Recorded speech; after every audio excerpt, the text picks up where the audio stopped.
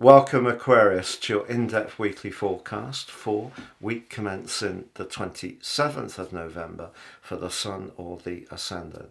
This week starts off with the reverberation of an incredibly powerful full moon. Now, we all know that full moons do create a lot of extra intensity, but this one has the potential to be even more tense. And the reason for that is that we have the moon position in Gemini, which of course can be flirty, fun, frivolous, playful, good-humoured, opposed by not just the Sun, but also the passionate but intense energies of Mars. Now that combination goes on through to Wednesday, but it's in the part of your chart that's to do with your longer term plan, your connections to others, your network, your friendships, your alliances. And it can also be to do with your social groupings. Now, the fifth house is about where you need to shine as an individual. You're very good at actually connecting with others, but it's important not to get lost within the process. So this full moon's asking you to make sure that you're staying in touch with the things that are important to you, not that are just important to the people that you get on well with. And also because Saturn is T-square in both positions, that brings a greater sense of tension to bear and potentially limitation. So if you realise that someone has very different values to you, or perhaps is assuming your goodwill, or even taking your possessions or your generosity for granted, that's something that really could start to become much more obvious. Now, Jupiter is also in the part of your situation to do with home, emotion and family, but that's linking to the Sun in the 11th house all week. 4-11, that's a hard combination.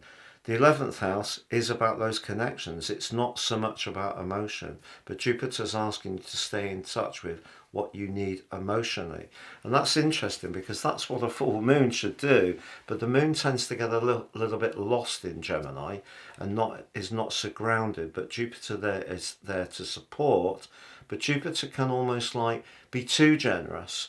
So don't be too generous to people who maybe it would keep their goodwill, but you've got to honour what's important to you, the individual. That's the moon in Gemini.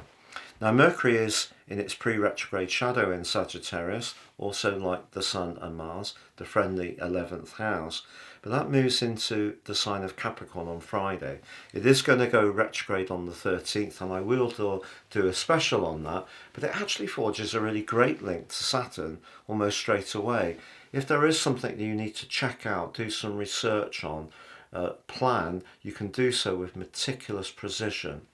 But dramatically, to end the week, which is certainly not short of a degree of excitement, Venus comes into a right angle with Pluto as this week draws to a close. If you are travelling somewhere this week, you could encounter someone that may not necessarily demonstrate their attraction towards you in an open way, but just the energy between you may be really quite exciting. And if you're unsure about this situation, just remember that Pluto energy is often concealed energy, but it is usually about getting something, usually money or sex. And with Venus being obviously the planet of charm, and especially in its host sign of Libra, just be conscious that you're not being too obliging to someone else when you're not quite sure what their motives may be.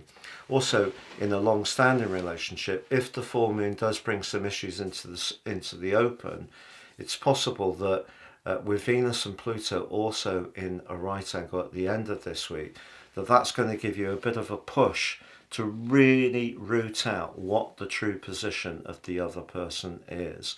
Because Venus in the 9th house is a truth seeker, as much as it can be diplomatic in Libra, and Pluto means in the 12th could mean that something has been just shielded from you, not necessarily in a malicious way.